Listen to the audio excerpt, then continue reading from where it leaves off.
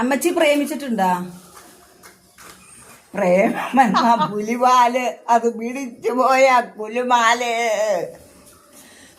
ഞങ്ങള് പ്രേമിച്ച കല്യാണം കഴിച്ചതൊക്കെ വേണ്ടെന്നാർന്ന മരത്തിൽ പറഞ്ഞു ഞങ്ങളെ വലിച്ചു വിട്ടാ പോകലായിരുന്നു.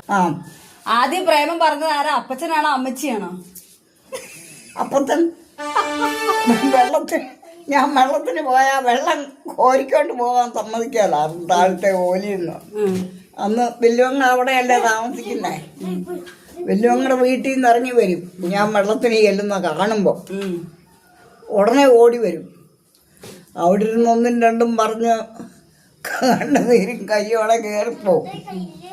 അങ്ങനെ പോയി പോയി പോയി പോയി ഒരു ദിവസം അവിടെ വന്ന അപ്പച്ചൻ നേരെ പറഞ്ഞു, നിങ്ങൾ കെട്ടിച്ചു തരികയാണെങ്കിൽ വേണ്ട. അപ്പച്ചന് ഒരു പ്രേമേ ഉള്ളായിരുന്നോ അതോ കുറെ പ്രേമങ്ങളുണ്ടായിരുന്നോ? എന്നെ കെട്ടുമ്പോ ഒരു പ്രേമം ഉണ്ടായിരുന്നുള്ളൂ. പിന്നെ വേറെ ഉണ്ടായിരുന്നത് എനിക്ക് മനസ്സിലായത് പിന്നീടാ.